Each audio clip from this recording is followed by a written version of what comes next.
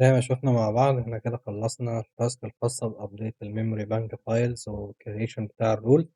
عشان يبقى aware بقى بالرولز الجديدة اللي احنا ضفناها، فاحنا هنيجي ناخد الثري رولز دول كده، ناخدهم كوبي ونيجي في الكيرسر رولز نعمل لهم بيست ونبدأ نغير بس الاكستنشن بتاعها الام بي سي. فنيجي هنا نقول له ده agent requested. طبعا هو بيبقى الايجنت اما يشوف ان هو محتاج حاجة زي كده بيبدأ يعمل لها لود. نيجي هنا برضو على البيست الرولز اللي احنا ضفناها كلها، خليها كلها agent requested. سيبناش محتاجين نسيب. تمام، هي نتأكد ان هم انضافوا. اوكي، احنا المفروض نضيف لهم attachment.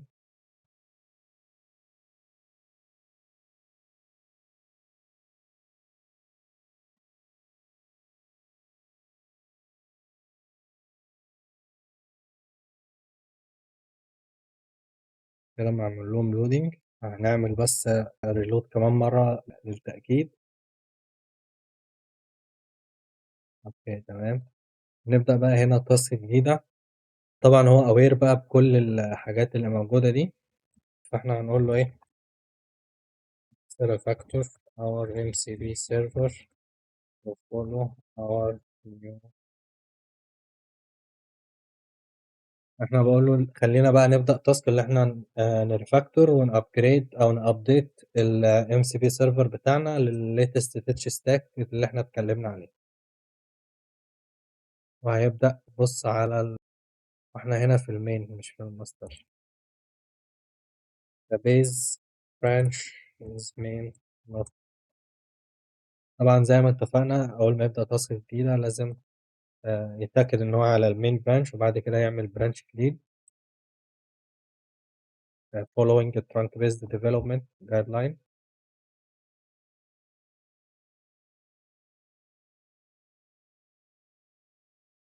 هو احنا ما ضفناش اوريجين، ما عملناش اصلا ريموت ريبو.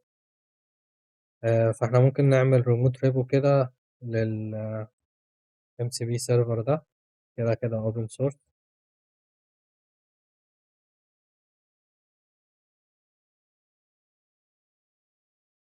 اجي هنا اقول له ده الريموت بتاعنا.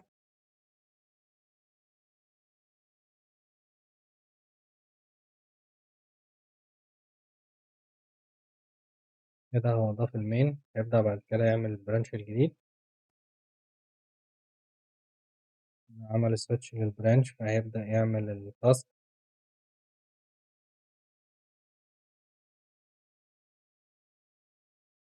ضاف التاسك الجديدة المفروض هيبدأ يانلايز الميموري بانك فايلز بتاعتنا عشان يعرف الكونتكست بتاع التاسك. هيضيف التاسك فولدر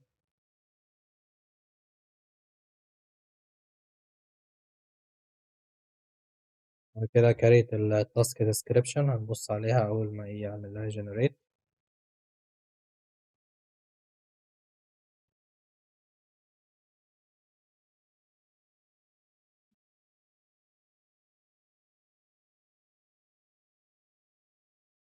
هو بدأ طبعا يبص على الكود اللي موجود عندنا ويشوف التاسك ديسكريبشن، بعد كده هيبدأ يعمل الامبلمنتيشن بلان.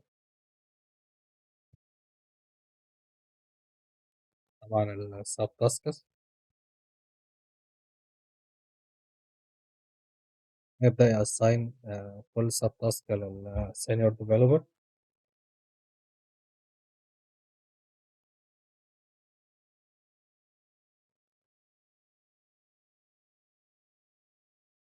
وفي مشكلة هنا بسيطة حصلت إن هو عمل البروجكت الجديد جوه السورس فولدر، فأظن هو خد باله وهيظبط الموضوع ده.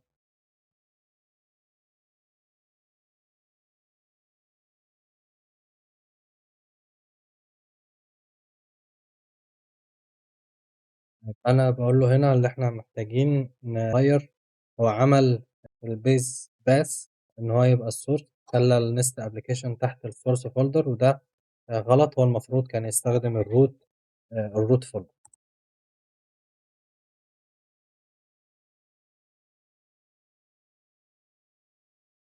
ما يعني بدل ما نعمل project تاني ما نعمل copy وpaste للحاجات اللي إحنا عملناها هنا نطلعها برا.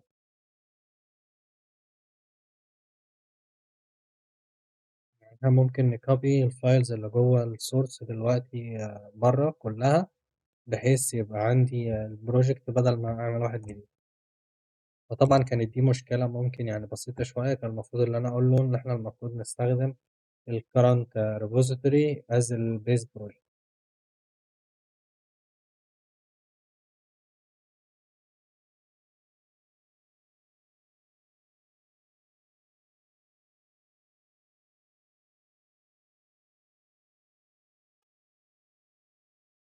تمام، هو المفروض كده نقل الفايلز، والمفروض برضو عمل run للنست application، فكده المفروض الدنيا تمام. كده هيكمل بقى الامبلمنتيشن بتاعتنا مظبوط. يعمل commit للتغييرات دي. هيبدأ بعد كده ب sub task 2.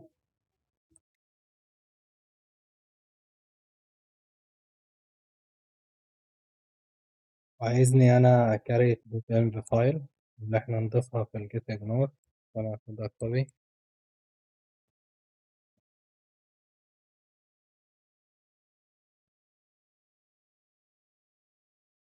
كده أخلص sub task 2 أظن. تمام. كده initialize Prisma SQLite provider.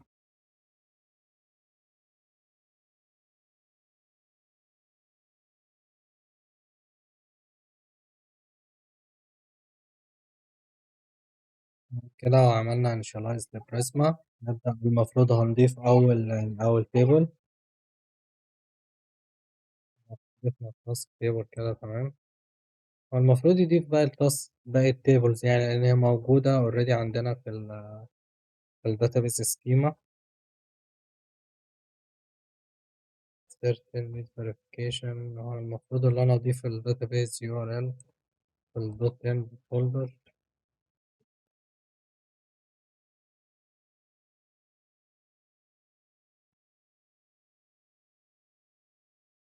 هو يعني المفروض قبل ما يبدأ في التول مايجريشنز إن هو يكريت كل التيبلز بتاعة الداتابيس بتاعتنا. يعني برضه أنا ممكن أقول له دلوقتي، بس أوكي مش مشكلة.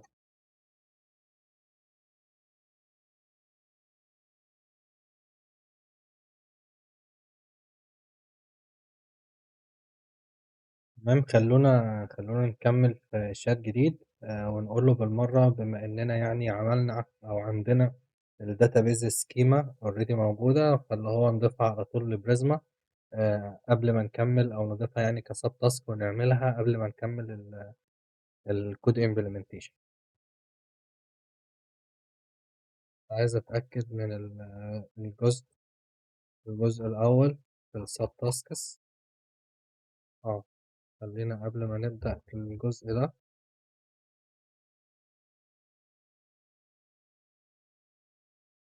خلينا إن إحنا نضيف اللي هو الداتابيز سكيما والإندكسز برضه والحاجات اللي موجودة عندنا قبل ما نكمل في الجزء ده.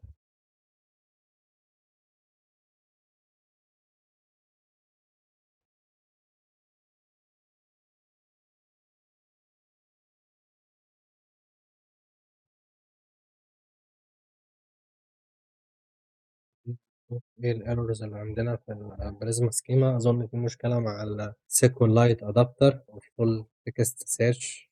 نشوف كده إيه المشاكل دي.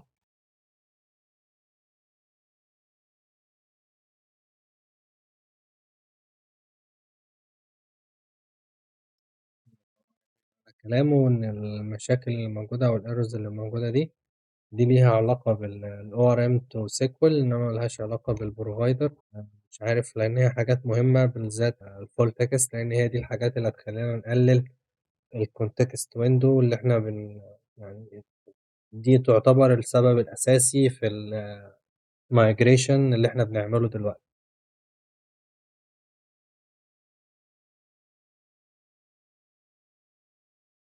SQLite connector using doesn't support the full text attribute directly within the schema file and define full text search indexes on SQLite. As I mentioned earlier, Prisma has a full text directive. Support can vary between the topics connector and for SQLite. creating and managing your FTS3 or FTS5 virtual table which provide robust full text search often require low SQL statements usually handled in custom migration. To address this, the best approach to resolve the Prisma schema error is still achieving your goal of having full text search as defined. Remove من البريزما schema plan to create virtual table zero associated trigger manually using a raw SQL migration. After Prisma create the basic table, you will add another migration step with the create virtual table statement and create trigger statement from your SQL schema document. Format create migration, create Prisma client, implement FTS with custom migration.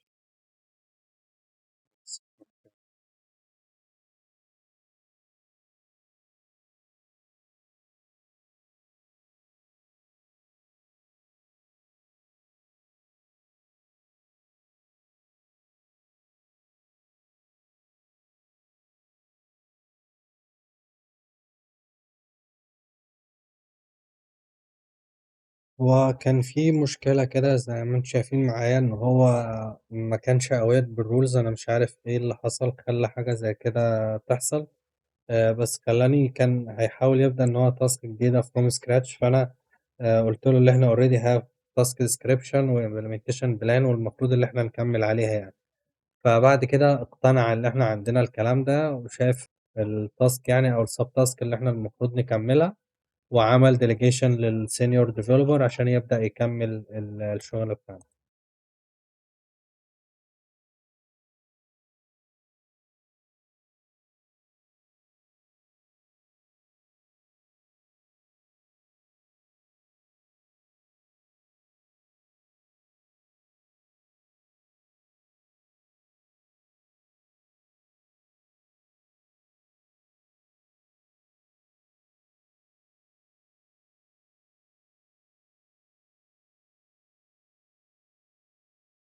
بالنسبة للexecution اللي إحنا وصلنا له لحد دلوقتي، قابلني 3 مشاكل. أول مشكلة اللي أنا لمّا بدأت الbase prompt بتاعي أو الطريقة اللي أنا بدأت بيها الtask الجديدة، أمّا سألته إن إحنا نعمل update للdatabase tables الأول، بعد كده نكمّل، هو ما كانش aware بالin progress task. فإحنا محتاجين أو أنا محتاج اللي أنا أغيّر work flow rules بحيث إن هي تبقى restrictive أكتر. حتى لو أنا جيت أسأله على task جديدة أو الprompt بتاعي في الchat ما كانش clear enough إن هو يcontinue على الtask اللي إحنا كنا شغالين عليها، المفروض اللي هو من غير ما يرجع لي يدوّر على الtasks ويبدأ يقول لي إن في task لسه in progress فإحنا المفروض هنكمّلها والّا هنبدأ الtask اللي أنا عايزها الجديدة دي. فدي أول مشكلة، إحنا محتاجين نعدّل الrules بتاعتنا اللي هي يغيّر الwork flow بتاعه عشان يأدّبت لحاجة زي كده. تاني مشكلة بقى إن هو أصلًا ما كانش أمّا بدأ يغيّر الtables والحاجات دي كلّها، ما كانش aware بالrules اللي موجودة. فأنا برضه بصّيت كده سريعًا على اللي هي الcursor rules.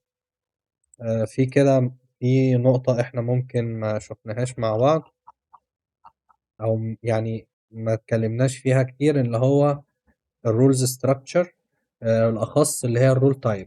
إمتى تبقى always أو إمتى إحنا نضيف الrules كلّها مرّة واحدة، إمتى تبقى auto attached بناءً على regex معيّن أو لو هو هيستخدم مثلًا هتبقى مفيدة لو أنا عندي files زي .test.ts مثلًا أو .component.ts. .component.ts ده المفروض أول ما يلاقي حاجة زي كده يupload الrules بتاعة الangular for example يعني. أو الagent requested agent requested دي اللي إحنا شغالين أو الmode اللي أنا عامل عليها الrules بتاعتنا. ودي بيبقى لازم اللي أنا أكتب description كويس بحيث الAI أو الagent يبقى aware إمتى هيستخدم الrules دي. فعشان كده في الchat بتاعنا هو ما كانش aware أوي بحاجة زي كده، وأنا اضطريت اللي أنا أعدلها له. بس finally يعني بعد ما اديته بقى الcontext وكل الكلام ده هو كمّل خلاص، بدأ يبقى aware إن الsenior developer هو اللي كان معاه الtask اللي فاتت، اللي هي عندنا في الimplementation plan هنا اللي هي دي. الانستول والكلام ده، حتى هو برضه نسي إن هو يعمل لها in progress، مش مشكلة. هو بدأ يغير فيها، ضفنا الاب موديول. اوكي، بعد كده هنا اوكي the for root async error is gone but a new one appeared object literal may only specify non properties. اظن برضو المشكلة دي عشان هو ما عملش لودنج، لا بس هو عارف دلوقتي الام سي بي for rule. اوكي، برضو من اللي انا فاهمه هنا من الايرورز دي اللي هو ما لوتش الرول مظبوط. هو مش قادر طبعا يعمل verification لأنه هو عنده error في الاب موديول. اللي هو ده هو مش عارف الترانسبورت المفروض يبقى ايه. هو المفروض بيقول اللي هو هينفورم الاركتكت اللي هو عنده بلوكر، هو رجع للاركتكت. تمام. طيب هو طبعا المشكلة دي أنا متأكد إن هي بس عشان هو مش عارف يلود الرولز الخاصة بالام سي بي نست. فأنا هنحاول نعمل حاجة كده مع بعض. هو خلينا في الأول نأكسبت التغييرات اللي هو عملها.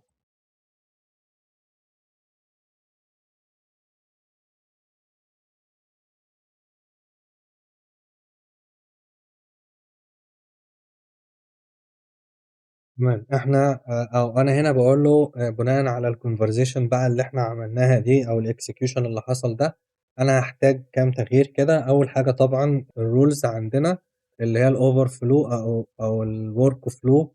اول واحده اللي هي الورك فلو كور دي. دي طبعا اول رول على طول بتبقى موجوده. فالمفروض اللي احنا زي ما اتفقنا انستراكت البومرنج، اللي هو اول حاجه طبعا تاخد الانتيك بتاع التاسك او اللي هو المفروض يبدا الاكسكيوشن بتاع التاسك. فالمفروض اول حاجه يعملها ان هو يتشيك لو في ان بروجرس تاسك او حاجه اللي هو يبلغ اليوزر عليها قبل ما يكمل في اي نيو تاسك. دي حاجه. الحاجه التانيه بقى اللي احنا محتاجين طبعا زي ما شفنا دلوقتي في الكيرسر رولز دوكيومنتيشن، اللي الديسكريبشن دي تبقى موضحه ان ديتيلز امتى الايجنت هيقدر يلود الرولز دي. فاحنا محتاجين نغير كده ونغير كده برضه في الاي اي ايجنت. فاحنا هنشوف هو هيقدر يعمل الكلام ده لينا ولا لا. تمام، modify البوميرنج initial behavior. okay, improve the rule description. okay, this is a meta task focused on refining our operation workflow and how I interact with the rule. Let's address this as a boomerang propose the task rule update. اوكي، تمام.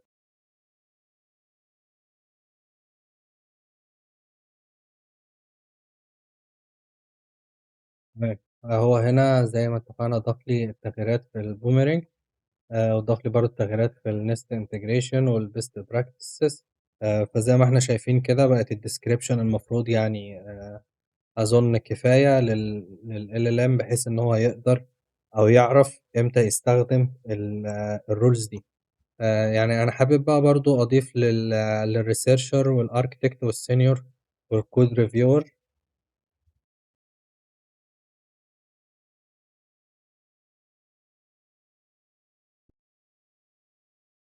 حاجة مهمة برضو محتاجين، أو يعني أنا بتقابلني كتير لو أنا بتكلم مع الايجنت وبغير في الرولز أو هو حاول يغير في الرولز دايركت، هو بيحصل مشكلة. فأنا الأفضل طبعا أنا بيبقى عندنا اللي هو التمبلتس زي ما احنا شايفين كده بتاعت الرولز نفسها اللي احنا شغالين عليها. فبحاول ان انا اقول له يديني الحاجة هو او الديسكريبشن، وانا اروح اعدله في اليو اي بتاع الرول.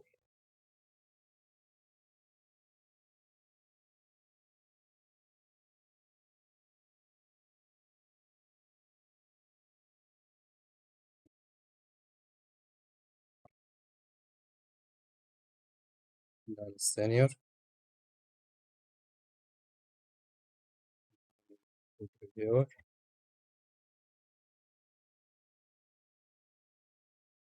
تمام كده. كده تمام. اهو هنا once we have done we can proceed as a reminder the task refactor MCV is currently blocked on subtask 2 due to the MCV transport error. The next logical step according to the workflow would be for the architect to delegate research to resolve this type issue.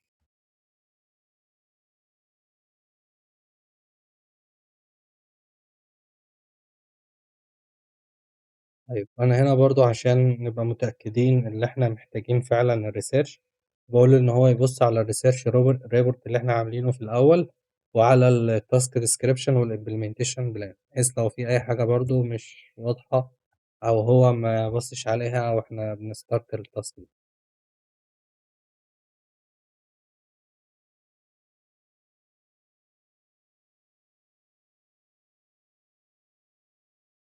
أظن برضه إن هو لسه في مشكلة، فهو هيضطر يبعت sub task للresearcher يبُص على المشكلة دي ويكمّل، فما فيش مشكلة تمام.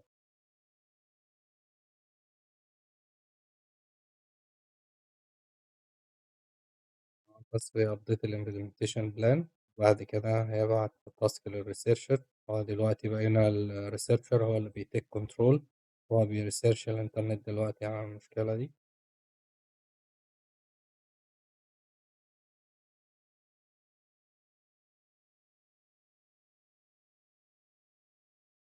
ممكن نستخدم الbrave search أحسن أو الfire crawler بحيث نعرف نجيب حتى العناصر دي أسرع إزاي.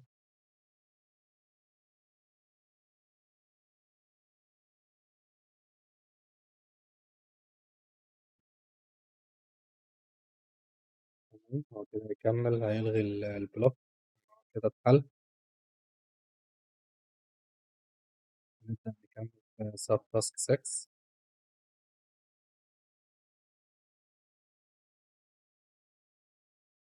كده دي بقت complete خلاص. هنبدأ هنا الanalyze الcreate task tool نعملها.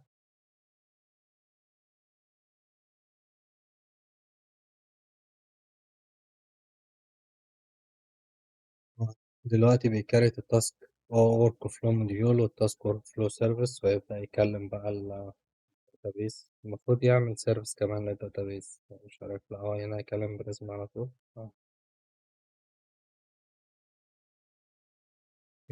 ريجستر الموديول.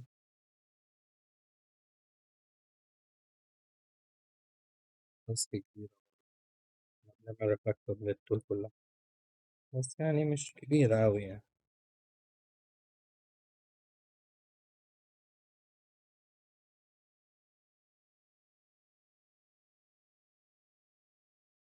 احنا يعني وصلنا زي ما إحنا شايفين كده للtask اللي هي 9. المفروض هنا بيقول لي إن أنا أو الagent بيوقّف بعد 25 tool call.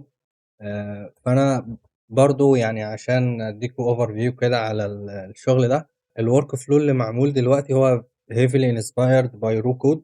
الRocode ده AI agent open source AI agent شبه cursor بالضبط بس open source. بيدعّم حاجة اللي هي multi mode أو الcustom mode، بحيث إن أنا أقدر هنا أcreate أكتر من mood مش agent بس. طبعًا هو موجود برضه الحاج ال ال الfeature دي لسه نازلة في cursor. هي هي لسه in beta. فيها مشكلة في الraw code بيبقى في intercommunication between الmood. فباقدر بسهولة اللي أنا من الboomerang مثلًا أقدر اللي أنا أdelegate task أو اللي أنا أبعت task للarchitect والarchitect يبدأ يبعت task للsenior developer، وكل دول متقسمين كroles. الموضوع ده بيتيح لي اللي أنا أshare small context between الmood. أو بمعنى تاني، أول ما بابدأ بالboomerang هو بيعمل الtask description وبعد كده الexecution بتاعه بيُقف، فما بيبقاش خَد مساحة كبيرة من الcontext الbilling طبعًا ما بيبقاش كبير. وبيبدأ يعمل delegation لmood تاني، وبيبدأ أمّا بيعمل delegation للmood التاني زي الarchitect مثلًا، بيبدأ يبعت له الtask description بس، وما بيبعتلوش أو ما بيعملش overload بقى للproject. sorry، ما بيعملش overload للcontext بداتا تانية غير الtask description بس اللي الarchitect المفروض يشتغل عليها. فالwork flow ده already شغال مع الraw code. فأنا حبيت اللي أنا أعمل نفس الimplementation تاني مع الcursor. فلقيت اللي أنا لو استخدمت الcustom mode هاضطر اللي يبقى في manual process، اللي الuser كده هيضطر اللي هو ييجي يعمل switch ما بين الmodes، لإن ما فيش الmodes ما ينفعش تكلم بعض. فلقيت إن حل أسهل إن أنا أخلّي الwork flow كلّها تتم في الagent، وهي كده ماشية بطريقة sequential. زي ما إحنا شايفين كده أو زي ما إحنا شُفنا لحد دلوقتي الexecution بيمشي إزاي من أول الBoomerang لحد ما يوصل للsenior developer وبعد كده الcode reviewer وبعد كده يرجع للBoomerang تاني. الtask execution كلّه ماشي sequential. بس في مشكلة بقى اللي أنا مثلًا ده تاني أو تالت chat نفتحه الcontext بتاعنا في الusage كبير، فده أصلًا بيcontradict أو بيتعارض مع المغزى الأساسي أو الهدف الأساسي من الtool دي نفسها، اللي هي أصلًا بنقسّم الcontext على الmood بحيث يبقى الcontext أو الtoken limits بتاع الLLM لسه ما وصلنالهوش، فبابدأ تاخد منها output كويس. أنا باقول لكم الكلام ده ليه، عشان أنا دلوقتي هاحاول أفهم إحنا وصلنا ليه أو بنوصل ليه بسرعة كده لل25 tool call، وهنشوف إزاي نقدر يعني نقلل الموضوع ده شوية، وبرضه نفضل محافظين على الwork flow بتاعنا والdocumentation والكلام ده كله.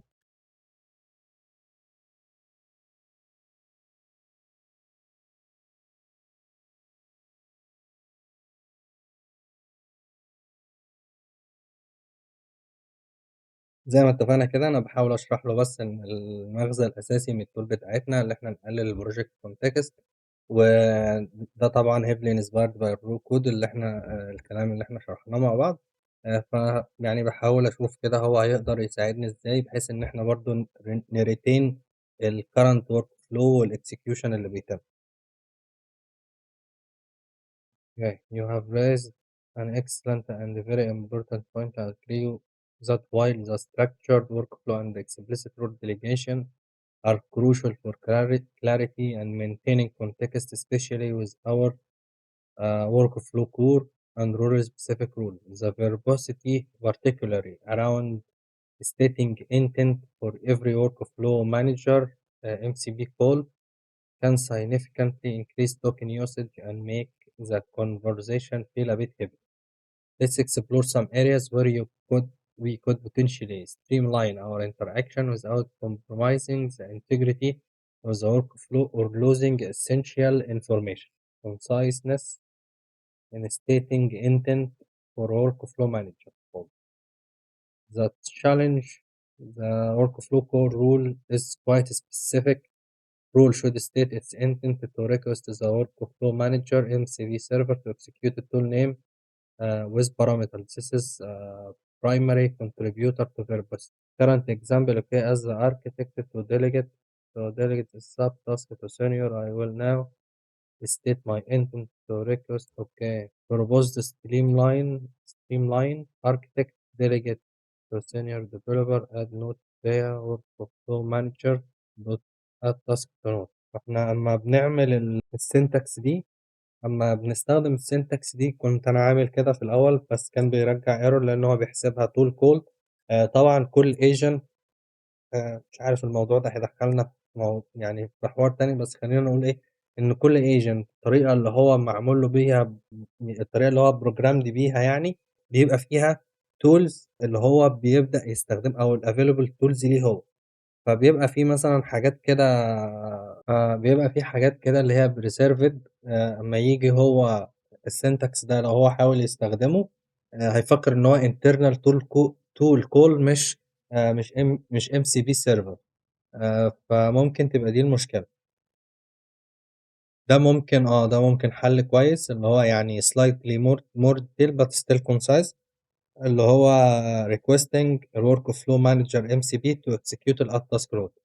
طيب يعني هي حاجات كلّها ممكن تخلّي الموضوع برضه less verbose وتsave some tokens يعني. بس أنا باقول له إن هو نcarry الtask بقى بالحاجات اللي هو قال عليها دي عشان يعني نوقّف كده في الconversation دي ونبدأ واحدة جديدة بالtask اللي إحنا هنعملها دي، بحيث نupdate الwork flow بتاعنا وبعد كده نupdate الrules.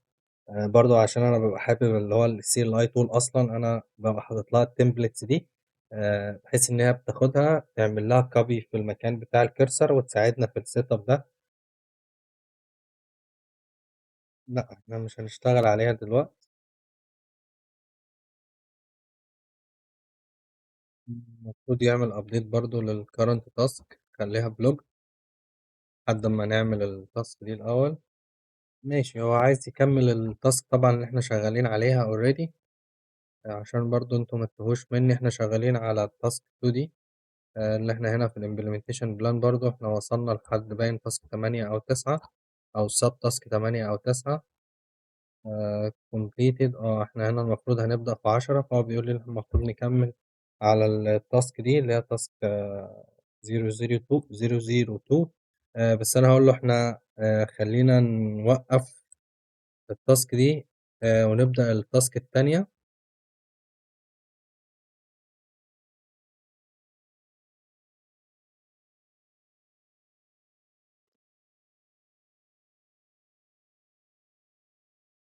بس يغيّر task 2 دي يخلّيها blocked بحيث أمّا نيجي نبدأ الchat الجديد ما يعلّمش علينا.